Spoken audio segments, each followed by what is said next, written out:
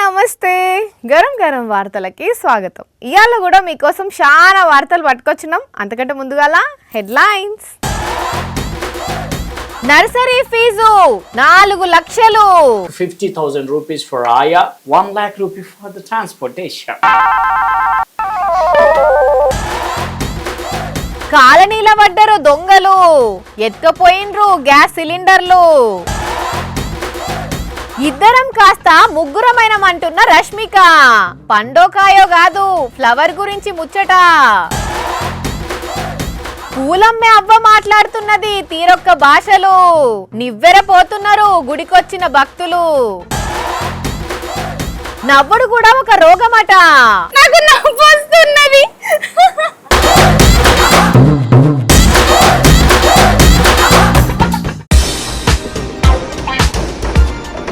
ఏందది?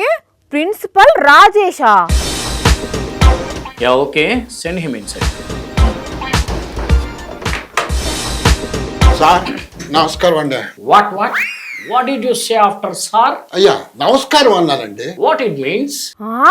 నమస్కారం అంటే ఏందో తెలియదా ఈయనకి? బొగ్గనే కథలు పడుతున్నాడు. చూద్దాం ఇంకేం చేస్తాడో. Which language is that? నీకు బాగా మదం ఎక్కిందిరా గోవర్ధన. తెలుగును పట్టుకుని విచ్ లాంగ్వేజ్ అంటున్నాడు అయ్యుడు. బాగా ఎక్కువైతుంది ఈయనకి గాని, చెప్తా ఈయన సంగతి. నా మనమణ్ణి ప్లే స్కూల్లో జాయిన్ చేద్దామని వచ్చానండి. ఇంగ్లీష్ లో చెప్పాలా ఏంది ఇప్పుడు? No. It's okay. I understood. Let me explain you the process and fee structure, okay?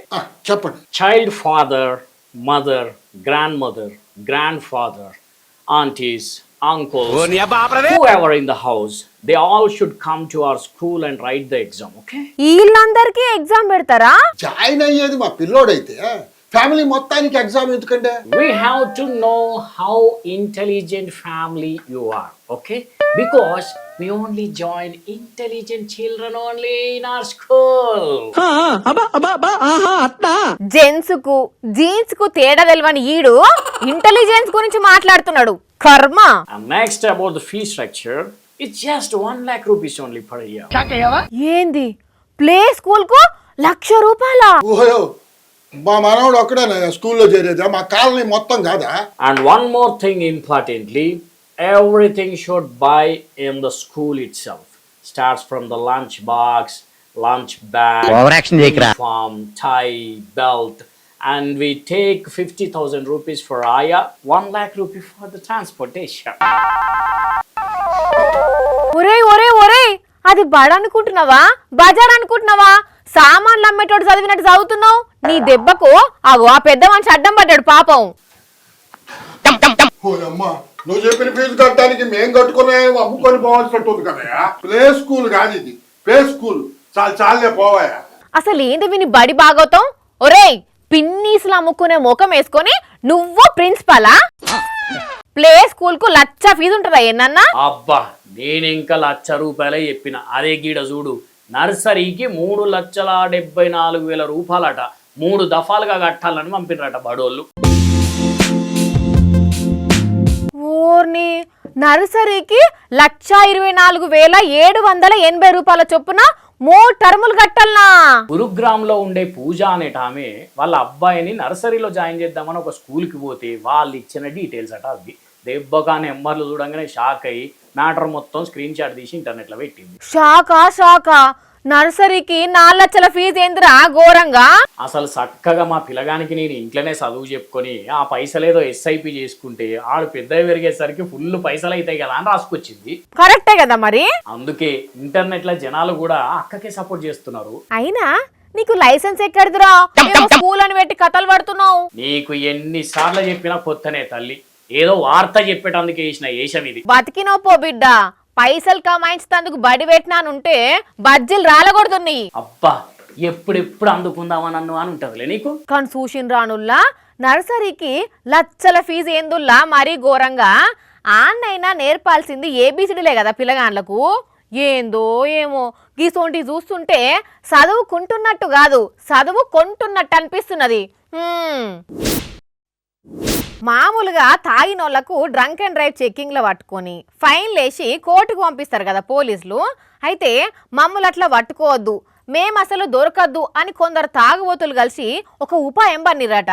మరి అదేంది వాళ్ళ ఉపాయం ఫలించిందా లేకుంటే తిరిగి వాళ్ళ బాటిలనే ఒడిచిందా అనేది వార్తల్లో తెలుసుకుందాం పాండ్రి. పోలీస్ మామల స్పాట్ అనే పేరుతోనే వాట్సాప్ గ్రూప్ క్రియేట్ చేసి ఆ గ్రూప్ లో 1000 మంది మీదనే చేరి ఎక్కడ డ్రంక్ అండ్ డ్రైవ్ చెకింగ్లు చేసినా పోలీసులు ఏడ అడ్డేసినా దాన్ని ఆ గ్రూప్ లో పోస్ట్ చేస్తున్నారట. ఇక మెసేజ్లు చూసుకున్న వాళ్ళు అటు దిక్కే పోకుండా తప్పించుకుంటున్నారట. దీంతో కొంతకాలం నుంచి తాగి దొరికిన వాళ్ళ సంఖ్య తగ్గిందట. ఇట్లెట్లా తగ్గిందని పోలీసులు ఆరాధిస్తే ఈ పోలీస్ మామల స్పాట్ అనే గ్రూప్ కథ తెలిసింది. అటంక ఇక అదే గ్రూప్ లా ట్రాఫిక్ ఎస్ఐ హరిశేఖర్ సార్ ఏరి ఇంకో ఈ వీడియో పోస్ట్ చేసిండు. అరే మామా, నేను ట్రాఫిక్ ఎస్ఐ రా మామా, చాలా రోజులు అవుతుంది రా భయ్. నేను నా మీద మీరు గ్రూపులు పెట్టుకొని తిరుగుతున్నారు, తప్పించుకుంటారు అనే విషయం చాలా రోజుల నుంచి వెతుకుతాను, దొరుకుతలేదు. ఈ రోజు దొరికింది రా భయ్. రండి రా భయ్. 1024 మెంబర్స్ ఉన్నారు గ్రూప్ లో, ఎవరిని వదిలిపెట్ట. ఇక ఈ వీడియో చూసుడుతోనే గ్రూపులు ఉన్నోళ్ళు ఓగలేనుకోగోళ్ళు రిమూవ్ అవుతున్నారట. మామూలు గ్రూప్ లో ఒక్కసారి నేను ఎంట్రీ కాగానే అందరు లెఫ్ట్ అయిపోతారు. మామూలు అట్లా వెళ్ళిపోకండి, మీ అందరి నెంబర్లు ఆల్రెడీ సేవ్ చేసుకున్నా. ఇట్లా రిమూవ్ అయినా వదిలిపెట్టేది లేదంటున్నాడు. అందరి నెంబర్లు సేవ్ చేసి పెట్టుకున్నారట పోలీసులు. అయినా తాగి రోడ్ల మీద తిరుగుడు తప్పే కదా. అందుకే ఈసారి ఏం చెప్తున్నాడో ఈయనరే, పోలీసు వారి నుంచి తప్పించుకో ప్రయత్నం చేయకండి. మీరు ఎందుకంటే యాక్సిడెంట్ నుంచి తప్పించుకోలేరు. మా దగ్గర నుంచి ఫైన్ కేసు కాకుండా చూసుకోగలరు కావచ్చు, కానీ యాక్సిడెంట్ అయినప్పుడు మీ ప్రాణాలు కాపాడుకోవడానికి ఎలాంటి రికమెండేషన్ పనికిరాదు. అనుభవంతో చెప్తున్నాడు సార్. మరి గుర్తుపెట్టుకోండి, ఒక ట్రాఫిక్ ఎస్ఐగా నేను మీకు ఫైన్ వేస్తున్నానని భావిస్తే అది మీ పొరపాటు. నా చేత ఎంతో మంది ప్రాణాలు కాపాడబడ్డాయి, అది గుర్తించండి అన్నట్టు. ఇది ఎక్కడో చెప్పలేదు కదా, పెద్దపల్లి జిల్లా రామగుండంలా పొద్దుగాల లేచినప్పటి నుంచే పోలీసులు ఎక్కడున్నారు, ఏం చేస్తున్నారు అనే ప్రతి అప్డేటు ఈ గ్రూప్ లో పోస్ట్ అవుతున్నదట. అది కూడా పోటువలతోనే. కానీ వీళ్ళ తెలివి తెల్లారా ఏమన్నా ఉపాయం చేసిర్రా? ఇదే ఓ మంచి పని కోసం ముందుకు రాను రాబాయ్ అంటే ఎవ్వరు ముందుకు రారు. అటువంటిది ఈ తాగుబోతు గ్రూప్ లో యాడ్ కానరా అన్న పోలే 1000 మంది మీదనే జమైనరా. అంటే ఇక వీళ్ళు తాగేతందుకు, తాగి దొరకకుండా ఉండేతందుకు ఎంత పెద్ద ప్లాన్ చేసినట్టు. మరి పోలీసులు వీళ్ళకి ఏం కౌన్సిలింగ్ ఇస్తారో చూడాలి. మొన్నటి దానిక మేము ఇద్దరమే, కానీ ఇప్పుడు మేము ముగ్గురం అయినాం అంటుంది రష్మిక. నిజమేనుల్లా, ఆమె పోస్ట్ కూడా చేసింది. అగో ఇద్దరు ముగ్గురు అయినరు అప్పుడే అంటే శుభవార్త ఏమన్నా ఉన్నదా అని సంబరపడి పోతుర్రా ఏంది? అయితే మ్యాటర్ మీరనుకున్నది కాకుండా వేరే ఉన్నది. ఇంగో ఈ బొమ్మ రష్మిక, ఈ సన్ఫ్లవర్ పువ్వు రష్మిక ఫ్రెండ్. వీళ్ళిద్దరి ఫ్రెండ్షిప్ లకు కొత్తగా విజయ్ దేవరకొండ వచ్చిండు. అందుకే ఇప్పుడు ఇద్దరం కాస్త ముగ్గురం అయినమని రష్మిక చెప్పుకొచ్చింది. అసలు ఈ సన్ఫ్లవర్ పువ్వు కథ ఏంది అంటే, రష్మిక మందన ఆమె భావాలను వంచుకునేటందుకు రూ అనే సన్ఫ్లవర్ యానిమేటెడ్ పాత్రను తయారు చేసింది. అప్పటి సంది ఈ పువ్వు రష్మిక ఫ్రెండ్ అన్నమాట. అయితే ఇప్పుడు రష్మిక విజయ్ ని పెళ్లి చేసుకున్నది కాబట్టి మా గ్యాంగులకు విజయ్ వచ్చిండని పోస్ట్ చేసింది. అయితే ఈ వీడియోలా విజయ్ వచ్చుడుతోనే రూ అనే సన్ఫ్లవర్ పువ్వు జెలస్ గా ఫీల్ అవుతది. ఇప్పుడు ఈ వీడియో మస్తుగా వైరల్ అవుతున్నది. అయితే దీన్ని చూసిన కొందరు అభిమానులు ఈ ముగ్గురు నలుగురైతే చూడాలని ఉన్నదని కామెంట్లు చేస్తున్నారు. ఇన్ని రోజులు ఇంట్లో దొంగలు పడ్డరు అంటే ఏమెత్తుకుపోయినరు? బంగారమా, ఎండా, లేకపోతే పైసలా, ఇంకేమన్నా వస్తువులా అని అడిగేటోళ్ళు. కానీ అదే ఇప్పుడు దొంగలు పడ్డరు అంటే గ్యాస్ సిలిండర్ ఎత్తుకపోయినరా అని అడగాల్సిన పరిస్థితి వచ్చిందిలా.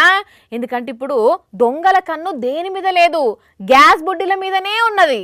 ఒక్క గ్యాస్ సిలిండర్ ఇస్తే నెలంతా ఫ్రీగా తిండి పెడతామని కొందరు హోటల్లో ఆఫర్ పెట్టినందుకో, లేకపోతే గ్యాస్ దొరుకుతలేదు కదా బయట, అమ్ముకుంటే ఎక్కువ వస్తాయి అనేనో తెలియదు గాని దొంగలు ఇండ్లలో ఉన్న ఎండి బంగారం కూడా ఇడిచిపెట్టి గ్యాస్ బుడ్డిలనే ఎత్తుకోబోతుర్రట. 4-5 సంవత్సరాల నుండి నేను ఇక్కడే ముందరనే పెడతాను, ఇప్పటి వరకు పోలేదు. ఈయన పేరు వేణుగోపాల్ రెడ్డి, సిద్దిపేట జిల్లా హుస్నాబాదు. ఇలా ఇంటికొచ్చిన దొంగలు ఏం ముట్టకుండా 2 గ్యాస్ సిలిండర్లు ఎత్తుకపోయినరట. ఎప్పటి నుంచో వీళ్ళ గ్యాస్ బుడ్డీలు బయటనే ఉంటున్నాయట. కిచెన్ లకు పైపులతోని కనెక్షన్ ఇచ్చుకొని స్టవ్ అంటూ పెట్టుకుంటున్నారట. ఇట్లా దగ్గర 20 ఏండ్లు అవుతుందట. కాకపోతే ఇప్పుడు గ్యాస్ కొరత చేయబట్టి కాంపౌండ్ లోపలికి వచ్చిన దొంగలు గ్యాస్ సిలిండర్లను ఎత్తుకపోయినరట. కాదు, మస్తు మంది సిలిండర్లు ఇన్నరా, వీళ్ళే కాదు ఇంకా చాలా మంది ఎత్తుకపోయినరట. సీసీ కెమెరాలు ఉంటే మంచిగానే ఉండు, కానీ వీళ్ళింట్లో లేవాయే. కానీ పబ్లిక్ ఇప్పుడు గ్యాస్ కు తిప్పలే ఉన్నది కాబట్టి దొంగలు పెరిగే ఛాన్స్ కూడా ఉన్నది. అందుకే మీ ఇంట్లో గ్యాస్ సిలిండర్లు పైలో మరి, సరేనా? మళ్ళీ ఇప్పటికిప్పుడు కొత్తది కావాలన్నా కష్టమే. ఏం వెన్నెలా, ఇవాళ ఏందో సంతోషంగా ఉన్నట్టున్నావు, ఏంది కథ? ఏంది పిల్ల గంతగనం నవ్వుతున్నావు? పిల్ల సల్లగుండా ఏం నవ్వది? నోర్మోయ్ ఏం నవ్వది వక్కడ వక్కడ ఇంకోసారి నవ్వినాం అనుకో నోట్ల కొరకాసు గుచ్చుతా ఏమనుకుంటున్నావో అర్థం పర్థం లేకుండా ఏందా నవ్వు అనుకుంటా ఇంకోసారి నవ్వుతావా ఏంది నవ్వ నవ్వ నవ్వ సరే జోక్ ఏందో చెప్పు నేను కూడా నవ్వుతా పొద్దున మా అమ్మ చాయ్ పెడుతుంటే పాలల్లో చక్కెర పోయి చక్కెర వేసింది ఆ? చక్కెర వేస్తే ఇంకేంది ప్రాబ్లం చాయ్లో చక్కెరనే కదా వేసుకునేది అంతేకాదు కూర వండుతుంటే ఉప్పు వేసింది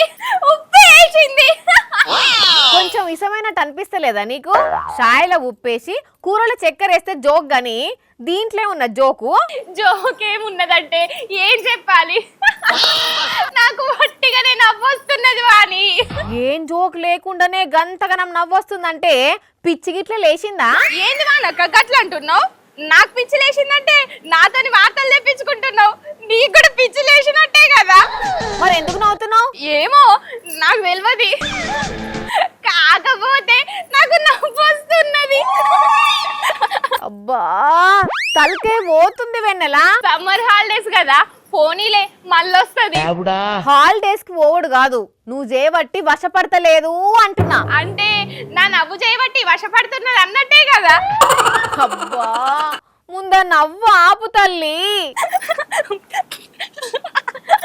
మళ్ళీ అటు తిరిగేందుకు నవ్వుతున్నావు నువ్వే కదా ముందు నవ్వాపు అన్నావు అందుకే వెనక్కి తిరిగి నవ్వుతున్నా నువ్వు చేయబట్టి నా చెవుల నుంచి రక్తం గారేటట్టున్నది ఇక లాభం లేదు నీకు ఆపరేషన్ చేయించాలి ఆపరేషన్ ఏందక్క ఏమైంది నాకు నీకు నవ్వు రోగం వచ్చింది నవ్వు రోగం ఏంది కారణం లేకపోయినా సంతోషం రాకపోయినా నవ్వుతుర్రంటే వాళ్ళకు లాఫింగ్ ఎపిలెప్సీ అనే రోగం ఉన్నట్టు ఆ రోగంతోనే నువ్వు నవ్వుతున్నట్టు నాకు అనుమానం వస్తున్నది అందుకని ఆపరేషన్ చేపిస్తా నీకు వామ్మో వద్దు అని నీకు దండం పెడతా నేను కావాలనే నవ్వినా ఇప్పటిదాకా ఎందుకమ్మా ఆ లాఫింగ్ ఎపిలెప్సీ అనే వ్యాధితోని బాధపడేటోళ్లకు జోధ్పూర్లా మినిమల్లీ ఇన్వేసివ్ సర్జరీ చేసి సక్సెస్ అయిందట ఇక ఆ వ్యాధికి పరిష్కారం దొరికినట్టే గా వార్త చెప్దామని గిట్ల నవ్వినక్క అంతే